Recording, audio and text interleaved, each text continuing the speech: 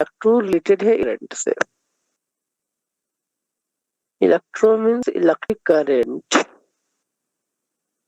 and chemistry stands for chemical reaction. Okay, chemical reaction.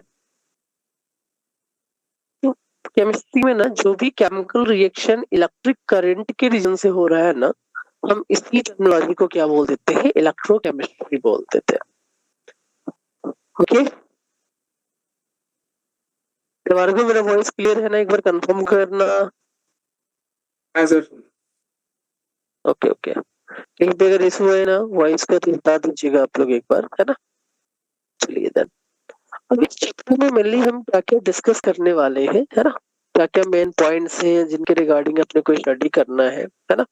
तो हर जगह ना ये चैप्टर टोटल 3-4 चैप्टर के कॉम्बिनेशन से बना है। मतलब आप ऐसे बोल सकते हो कि इलेक्ट्रोकेमिस्ट्री के लिए ना हमें 3-4 चैप्टर का बेसिक नॉलेज जो था ना, वो क्लास 11th के कुछ एक चैप्टर रिडॉक्स थे, उनका भी आइडिया आपको होना चाहिए, अभी फिर से याद होना चाहिए। अगर याद नहीं है तो फिर उसको रिवाइज करके आपको क्या करना पड़ेगा, थोड़ा सा रिलेट करना पड़ेगा। And some points of thermodynamics already हमें पता होना चाहिए, गिब्स फ्री एनर्जी का कंसेप्ट है ना, स्पॉन्टेनिटी का कंसेप्ट। तो ये सब अगर आपको पता है ना तो ये चैप्टर आसान लगेगा। और थर्ड चैप्टर जो यहाँ पे एप्लीकेशन पार्ट में आएगा वो है आयनिक इक्विलिब्रियम, है ना। तो आयनिक इक्विलिब्रियम के बहुत सारे फैक्ट्स ना हम यहाँ से डायरेक्टली रिलेट करने वाले हैं। तो सबसे पहले अपन डिफाइन करते हैं कि इसमें अपन पढ़ेंगे क्या, है ना। तो आप लोग को लिखना है the branch of physical chemistry. Electrochemistry को अपन डिफाइन करते हैं the branch of physical chemistry.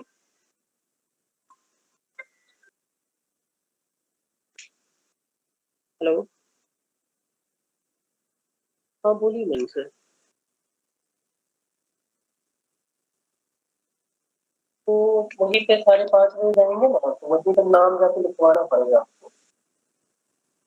वो चतरंगों वाला देखिए, वो आपको दुकान है समोसा का, उसके पहले वाला गली में जो लेफ्ट जाएंगे वही समोसा का लास्ट। मैं अभी आके ना 4 बजे आपको बता दूंगा, 4 बजे आप फ्री होंगे लास्ट। हाँ 5:30 बजे। एक बार आप गूगल पे डालो शर्मिष्ठा का, तो एक नंबर आएगा उनके असिस्टेंट का, तो एक बार कॉल कर लीजिएगा। तो क्रोम पे डालिए doctor Sharmishtha.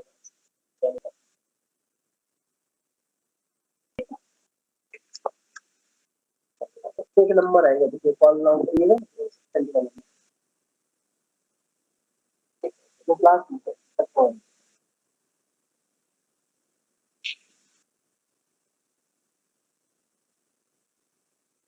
Hello, online student am I audible ना? Online student am I audible ना? हाँ सर। ओके, तो हम डिफाइन कैसे करते हैं the branch of physical chemistry. The branch of physical chemistry which deals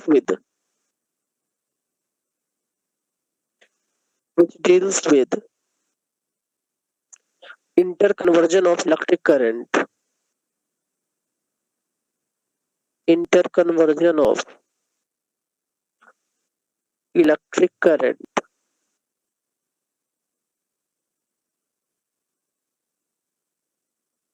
simple we can say that electric energy, है ना।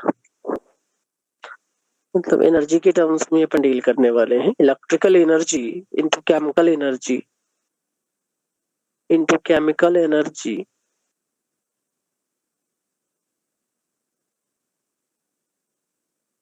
And vice versa. पूरे चैप्टर में ना हमें इन्हीं एनर्जी में कन्वर्ट करेंगे या फिर केमिकल एनर्जी को अपन कैसे इलेक्ट्रिकल एनर्जी में कन्वर्ट करेंगे, है ना। तो इस चैप्टर में आगे 2 टाइप के सेल अपने को पढ़ने हैं। First one is galvanic cell and second one is electrolytic cell, है ना। तो उनके एप्लीकेशन के बेसिस पे ही हम ये बातें करने वाले हैं आप इस पूरे चैप्टर में। अब मेनली हम इस चैप्टर में देखें ना तो क्या क्या पढ़ेंगे इस चैप्टर में। तो इस चैप्टर को मैं 3 पार्ट्स में अपन डिवाइड करके पढ़ने वाले हैं, है ना।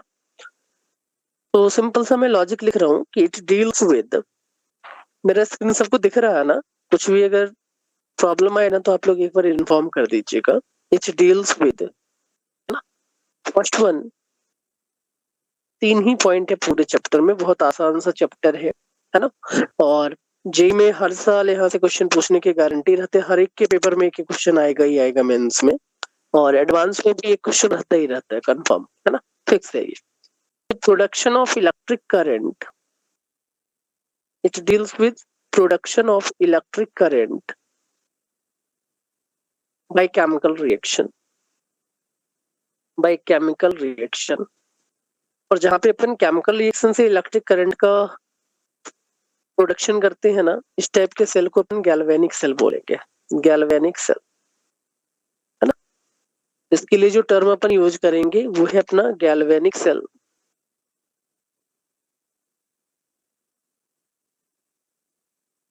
एंड सेकेंड पार्ट इस चैप्टर का है study of chemical change, study of chemical change.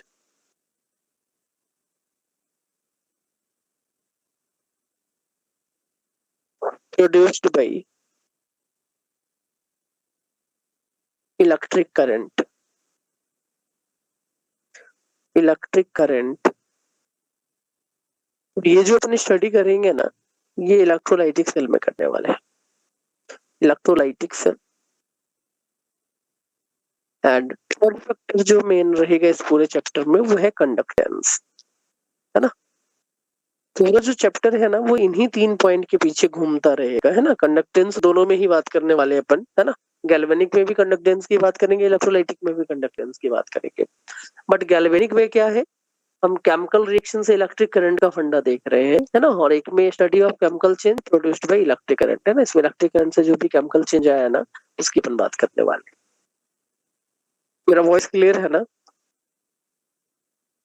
मेरा वॉइस क्लियर है ना। हाँ सर।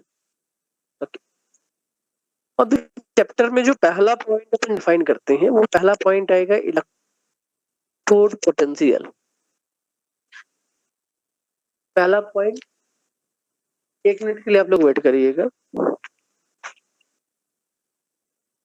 हेलो ऑनलाइन बच्चे, 1 मिनट के लिए वेट करना है आपको।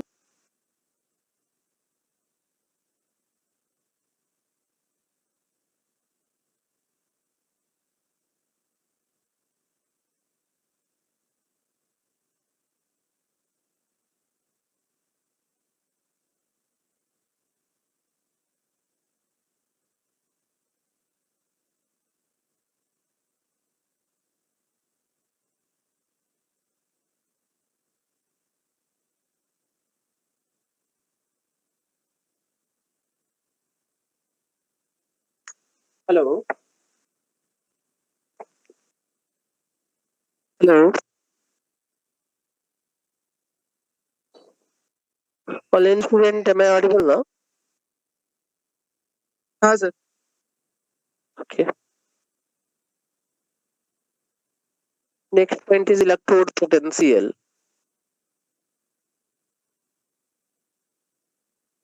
It is denoted by E.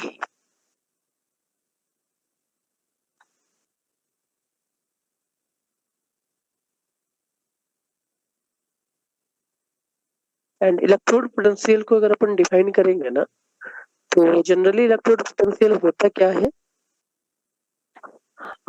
Simple we can say that it is defined as, it is defined as potential difference, defined as potential difference between two interface, interface, है ना। is defined as potential difference between two interface. Okay. अब generally जो यहाँ पे interface की अपन बात करेंगे ना तो इलेक्ट्रोलाइटिक, इलेक्ट्रोकेमिस्ट्री में ना हम इलेक्ट्रोलाइटिक सेल की बात करते हैं, है ना। और रहता क्या है यहाँ पे, एक इलेक्ट्रोड रहेगा कोई ना कोई और एक इलेक्ट्रोलाइट का एक सॉल्यूशन रहता है ना। तो हमें सिंपल सा फंडा ये अप्लाई करना है पूरे चैप्टर में कि जो ये इंटरफेस डेवलप होता है ना वो generally in between metal rod and it's solution. Okay, तो जो पोटेंशियल डेवलप हो रहा है इलेक्ट्रोकेमिस्ट्री में, है ना, तो अदर पॉइंट में मैं ऐसे भी बोल सकता हूँ और में, है ना, कि जनरली हम हर जगह ना एक इलेक्ट्रोड और इलेक्ट्रोलाइटिक सेल की सॉल्यूशन की बात करेंगे मेटल रॉड एंड इलेक्ट्रोलाइट्स के बीच में। तो सिंपल सा फंडा हम ऐसे डिफाइन करते हैं कि potential difference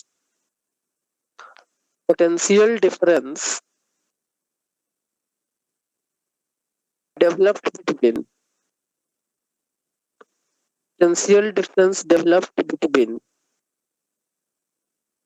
potential difference developed between a metal rod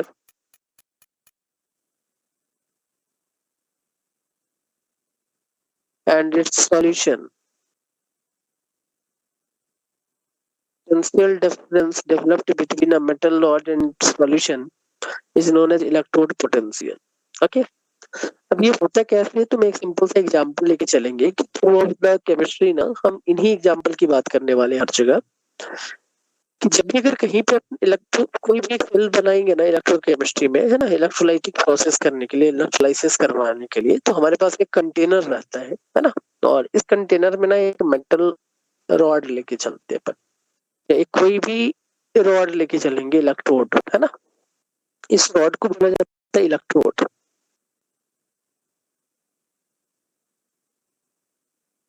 अब ये जो इलेक्ट्रोड है ना ये कोई भी मेटल हो सकता है ना, तो सपोज अगर मान लो कि मैं यहाँ पे अज्यूम कर लेता हूँ कि ये सब कुछ कॉपर सॉल्यूशन है ना, कॉपर का रॉड ले लिया अपन ने। इन जनरली अपन ये बोलते हैं ना कि जो भी मेटल आप लेके चलोगे ना इलेक्ट्रोकेमिस्ट्री में, इलेक्ट्रोलाइट कोई भी प्रोसेस को चेक करने के लिए, हम उसी के सॉल्यूशन को एज इलेक्ट्रोलाइट्स कंसीडर करते हैं, है ना। जो भी मेटल रॉड रहेगा उसके सॉल्यूशन को हम क्या बोलते हैं, इलेक्ट्रोलाइट्स बोलते हैं। तो ये रहा अपना कॉपर सल्फेट सॉल्यूशन, है ना, ये है copper sulphate solution CuSO4 solution, ये एज इलेक्ट्रोलाइट लेते हैं, और कॉपर एज अ रॉड अपन ने लिया है मेटल, है ना। अब होगा क्या कि ये जो कॉपर प्लस है ना वो सॉल्यूशन में घूमता रहा है। अब पूरे चैप्टर में हम दो ही टाइप के रिएक्शन की बात करने वाले हैं, या तो ऑक्सीडेशन या फिर रिडक्शन, है ना, या तो ऑक्सीडेशन कहीं ना कहीं हो रहा है या फिर कहीं ना कहीं रिडक्शन हो रहा होगा। तो सॉल्यूशन से क्या आ रहा होगा देखिएगा, अगर मान लो कि मैं कहीं पे वो इलेक्ट्रोड जो अपन लेके चलते हैं ना, एक इलेक्ट्रोड पे ऑलवेज क्या होगा, डिपोजिशन, दूसरे इलेक्ट्रोड पे क्या होना है, लिबरेशन होना है। तो दो टाइप के रिएक्शन की अपन बात करते हैं, दैट मींस रेडॉक्स रिएक्शन होगा, कहीं पे भी जितने भी रिएक्शन अपन इलेक्ट्रोकेमिस्ट्री में देखेंगे ईच एंड एवरी पॉइंट पे रेडॉक्स की बात करने वाले। तो पहला कंडीशन में ये अज्यूम कर रहा हूँ कि ड्यू टू, है ना, फ्लो ऑफ इलेक्ट्रिक करंट, अगर ये कॉपर प्लस जो सॉल्यूशन से था ना वो डिपोजिट हो गया, है ना। क्यों डिपॉजिट होगा इसका लॉजिक अपन आगे देखेंगे, है ना, कि सपोज कॉपर प्लस टू यहाँ पे डिपॉजिट हो जाता है, तो होगा क्या कि ये जो रॉड है ना भाई, रॉड पे अभी रॉड न्यूट्रल था, कॉपर का ऑक्सीडेशन स्टेट 0 है ना, जैसे उसका डिपोजिशन होना स्टार्ट हुआ ना, अपन क्या बोलेंगे, ये पॉजिटिव चार्ज इस पे डेवलप हो गया, है ना, रॉड पे पॉजिटिव चार्ज का डेवलपमेंट हो रहा होगा। एंड सॉल्यूशन में सल्फेट आयन बचे रहेंगे, तो सल्फेट आयन का मतलब है सॉल्यूशन का चार्ज नेगेटिव हो गया, है ना। तो पोटेंशियल का सिंपल जो मीनिंग मैंने बताया ना डेफिनेशन, कि पोटेंशियल क्या होता है, it is a difference between two interface, कोई भी दो इंटरफेस के बीच जो भी पोटेंशियल डिफरेंस रहेगा ना उसे ही अपन क्या बोलते हैं, इलेक्ट्रोड पोटेंशियल बोल देते हैं।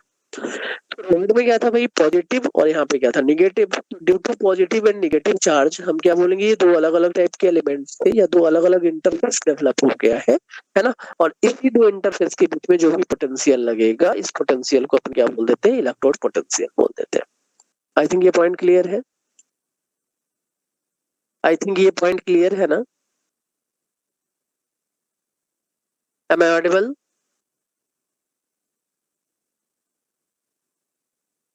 ये पॉइंट क्लियर है ना। हाँ अब सर। देखिएगा, अब इसको बोला अपने इलेक्ट्रोड पोटेंशियल, तो कॉपर प्लस से कहाँ आ रहा है, कॉपर 0 में, है ना, तो इसको अपन रिप्रेजेंट करेंगे रिडक्शन पोटेंशियल से, ई रिडक्शन से रिप्रेजेंट कर देंगे, सिंपल है ना, ई रिडक्शन मतलब रिडक्शन पोटेंशियल है। और जब भी कहीं पे अगर रिडक्शन हो रहा हो दैट मीन्स कॉपर प्लस 2 का डिपोजिशन हो रहा है ना। During this process we can say that deposition of Cu plus 2 takes place and concentration of sulfate ion increases in the solution, है ना। इन दोनों की रीजन से हम क्या बोलेंगे, यहाँ पे पोटेंशियल डेवलप हो रहा होगा। एक और एग्जांपल अपन कंसीडर करते हैं। मैं इसी डायग्राम को कॉपी कर लेता हूँ। ये मैंने एक रिडक्शन पोटेंशियल का एग्जांपल थोड़ा बहुत बताया आपको, है ना। एक ऑक्सीडेशन पोटेंशियल का भी एग्जांपल देखते हैं कि ऑक्सीडेशन पोटेंशियल के टर्म्स में क्या होने वाला है यहाँ पे, ठीक है। मैं थोड़ा सा स्पेस को यूटिलाइज करता हूँ, एक सेकंड वेट करिएगा आप लोग।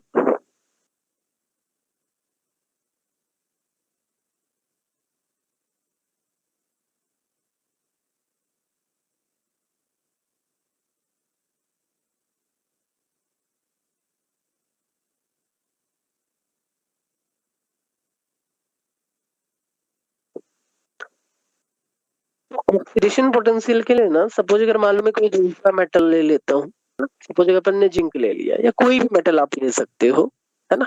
सपोज अपने यहाँ पे जिंक लेके चलते हैं, और अगर आपने जिंक मेटल लिया है तो इलेक्ट्रोलाइट्स क्या बनाओगे, जिंक सल्फेट का सॉल्यूशन, ZnSO4 सॉल्यूशन। अब यहाँ पे होगा क्या,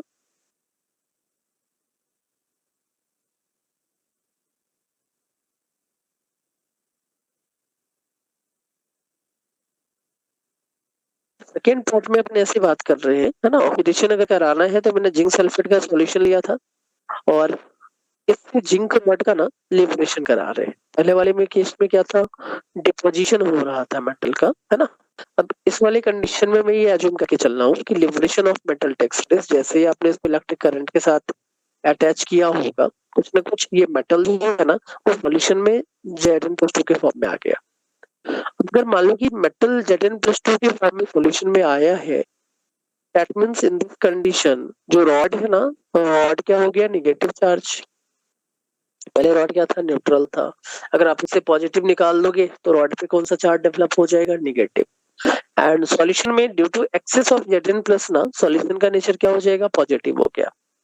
तो यहाँ पे भी दो डिफरेंट टाइप के इंटरफेस जनरेट होते हुए दिख रहे होंगे आपको, है ना। एक पॉजिटिव इंटरफेस है, एक नेगेटिव इंटरफेस है ना।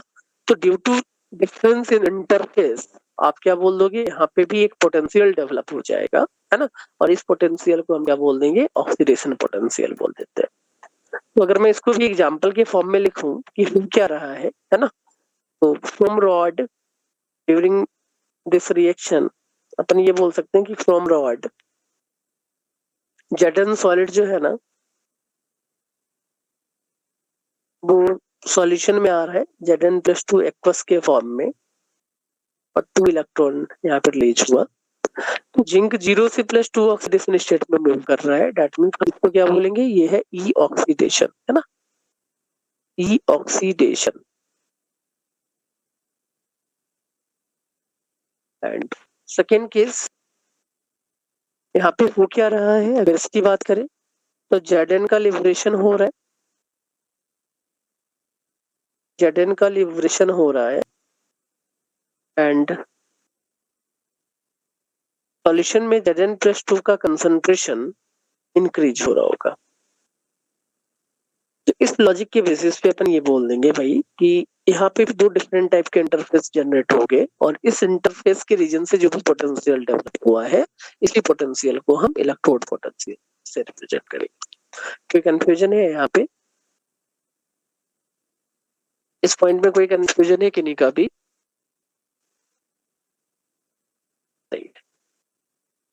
तो ये अगर कॉपी हो गया हो देन मैं नेक्स्ट पॉइंट पेज पे मूव करता हूँ। अब अगर ये दो अलग अलग इंटरफेस की बात करोगे ना, तो आप ये भी बोल सकते हो कि यहाँ पे जिस भी कंटेनर में आपने इलेक्ट्रोलाइट्स लिया है ना, ये भी किसी अलग मैटर का बना होगा, है ना। और ये जो सॉल्यूशन है, ये सॉल्यूशन का भी नेचर अलग अलग है।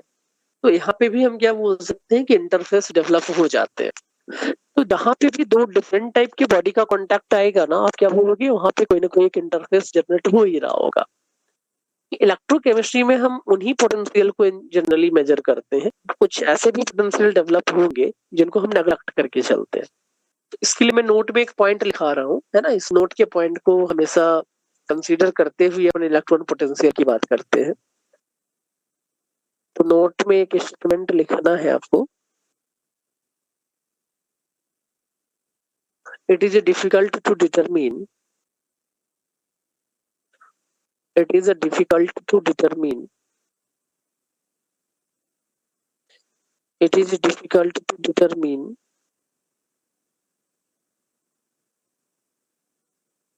the absolute value of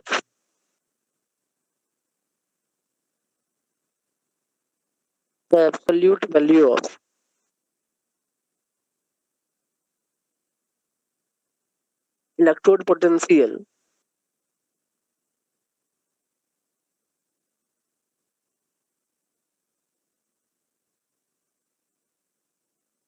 potential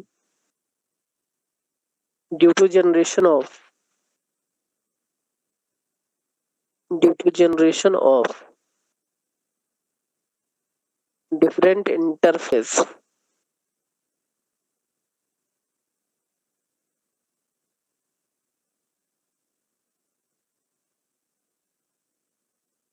therefore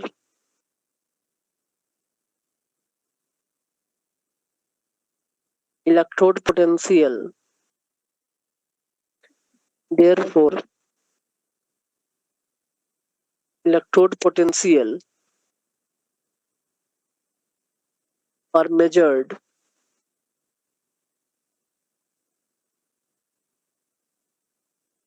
with respect to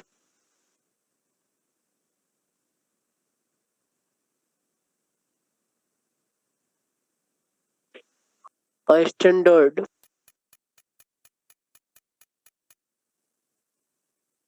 reference electrode called standard hydrogen electrode called standard hydrogen electrode, है ना।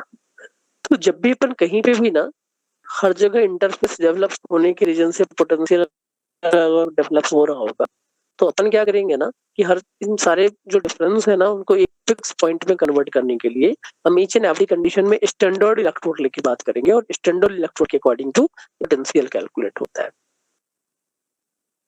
अब इस चैप्टर को अपन ने दो पार्ट में डिवाइड किया है। तो पहले अपन लोग स्टार्ट कर रहे हैं गैल्वेनिक सेल, गैल्वेनिक सेल क्या होता है, कैसे अपन स्टडी करते हैं गैल्वेनिक सेल का।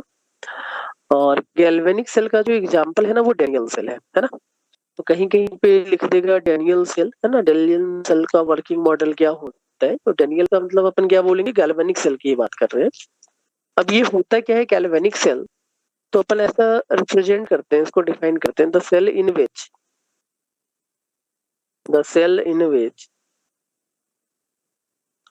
spontaneous redox reaction, the cell in which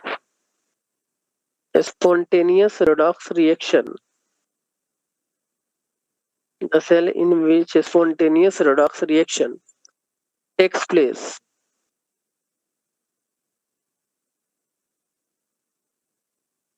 due to which conversion of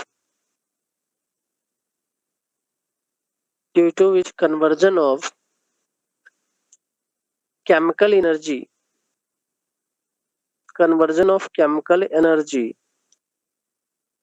into electrical energy takes place.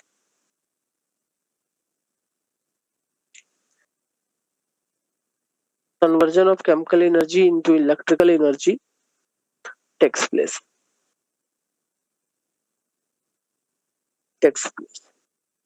अब जब भी अपन कहीं पे भी गैल्वेनिक सेल बनाते हैं ना, तो गैल्वेनिक सेल में होगा क्या, जो मैंने अभी आपको दो इलेक्ट्रोड एक्सप्लेन किया था ना, उन्हीं को आपस में कलेक्ट कर देते हैं, है ना।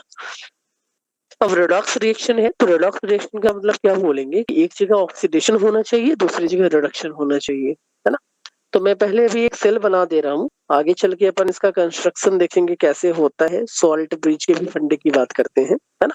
तो अभी मैं थोड़ा सा एक सिंपल सा एक्सप्लेन कर रहा हूँ इसके वर्किंग मॉडल को, देन अपन कुछ एक पॉइंट की बात करेंगे एंड आफ्टर दैट मैं एक फंडा बताऊंगा कि सॉल्ट ब्रिज क्या होता है और सॉल्ट ब्रिज का काम क्या होता है, कैसे आप इसको कनेक्ट करते हैं, है ना। कुछ डिफिकल्टी आएगी कहीं कहीं पे, तो उस डिफिकल्टी को रिमूव करने के लिए अपन सॉल्ट ब्रिज का फंडा यूज करते हैं।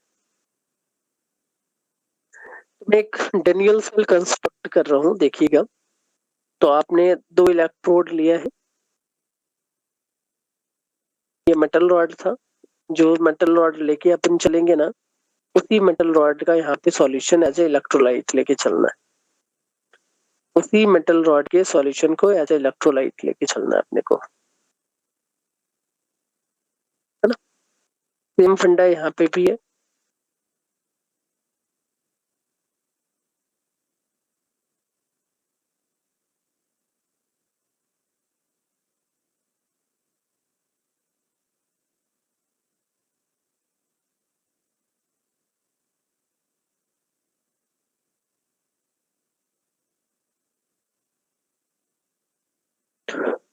अब सपोज अगर मान लो कि मैं इसको जिंक की तरह कंसिडर कर रहा हूँ, सपोज ये रॉड आपने जिंक लिया है और ये रॉड आपने कॉपर लिया था, है ना। तो इसमें इलेक्ट्रोलाइट क्या रहेगा, कॉपर सल्फेट,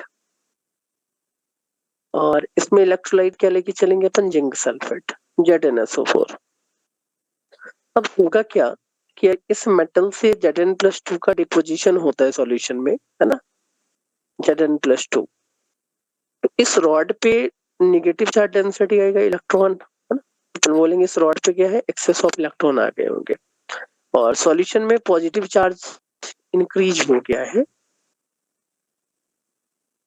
अगर हम इसकी बात करें तो यहाँ पे कॉपर सल्फेट जो था ना, वो सॉल्यूशन से जाके डिपॉजिट हो रहा था, है ना। तो रॉड पे क्या डेवलप हुआ होगा, पॉजिटिव चार्ज,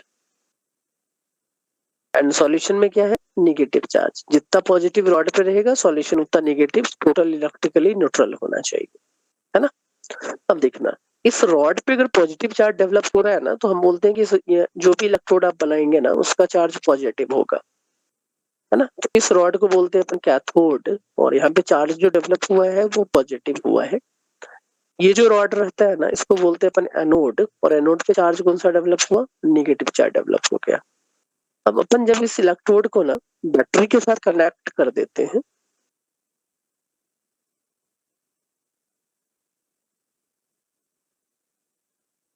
रिफ्लेक्शन के लिए अपन ने गैल्वेनोमीटर लगाया है,